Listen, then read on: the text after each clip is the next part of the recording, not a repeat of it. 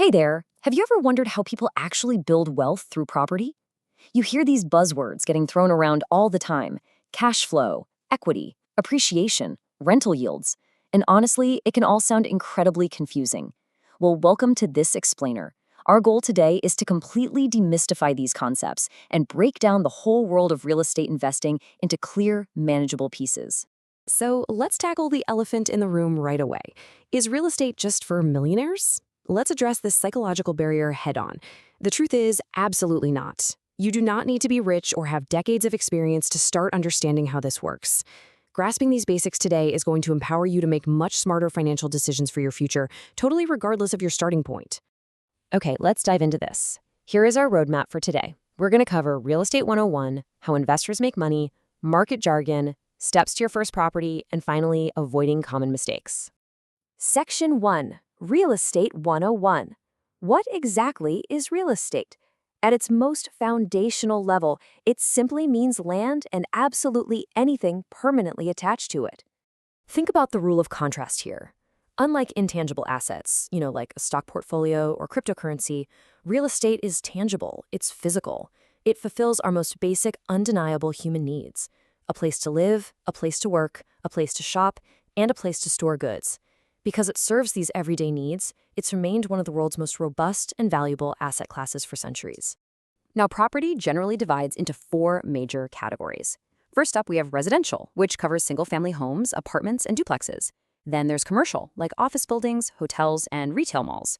Third is industrial. Think warehouses, factories, and logistics centers. And finally, just raw, undeveloped land. If you're a beginner looking at these options, residential real estate is usually the most accessible place to get your feet wet. Section 2, how investors make money. Let's get into the mechanics of profit. How does owning a physical building actually generate wealth for you? All right, picture this. Imagine you're buying your very first house and the purchase price is exactly $250,000. Just lock that number in your head for a second. So the crucial point is, fast forward 5 years. Without you really doing much to the property, the market has shifted and your house is now worth $320,000. That's $70,000 jump in value over your original purchase price. That's called appreciation. It is the first and often the absolute most powerful method investors use to build serious wealth over time. But here's the thing, appreciation is really just one piece of the puzzle. There are four main profit drivers. Number 1 is appreciation, which we just saw. Number 2 is rental income. This means tenants pay you monthly rent, and whatever is left over after paying your expenses is your cash flow. Number 3 is equity. Every single time you make a mortgage payment, you're paying down your loan balance and buying a larger chunk of that property. And number 4, tax advantages. Governments actually offer pretty generous deductions for things like mortgage interest, depreciation, and repairs to help maximize your returns. Before we move on, we also have to talk about the ultimate golden rule: location, location, location. You've heard it a million times because it's completely true. A property's value relies heavily on things like population growth, employment opportunities, the quality of local schools, crime rates, and future city development.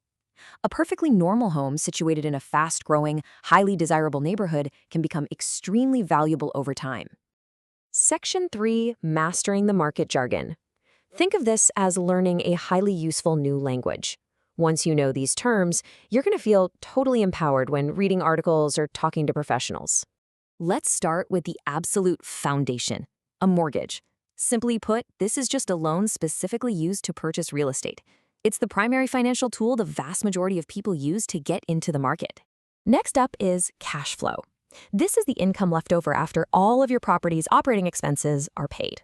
If your rent covers the mortgage, taxes, and maintenance, and you still have money left in your pocket, congratulations, that's positive cash flow. But if your expenses are higher than the rent you collect, you've got negative cash flow, meaning you are bleeding money every single month. Then we have equity. This is the portion of the property's value that you truly fully own after subtracting your loan balance. Let's do some quick math. If your home is currently worth $400,000 and you still owe the bank $250,000, your equity is $150,000. Easy enough, right? And finally, cap rate. This is short for capitalization rate. You'll see this term thrown around a lot if you ever look into commercial real estate.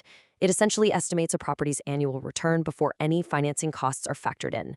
Knowing buzzwords like cap rate, equity, and cash flow makes conversations with other investors, agents, and lenders infinitely easier to navigate. Section 4, Steps to Your First Property. This is where we take all of this theory and turn it into a real, actionable roadmap. Let's walk through these 6 exact steps sequentially. 1. Review your finances entirely: income, debt, credit score, the whole shebang. 2. Save up for a down payment and an emergency fund, because trust me, the furnace will absolutely break when you least expect it. 3. Get pre-approved for financing so you actually know what you can afford. 4. Research neighborhoods carefully. Remember, buying the right location matters much more than finding the perfect house.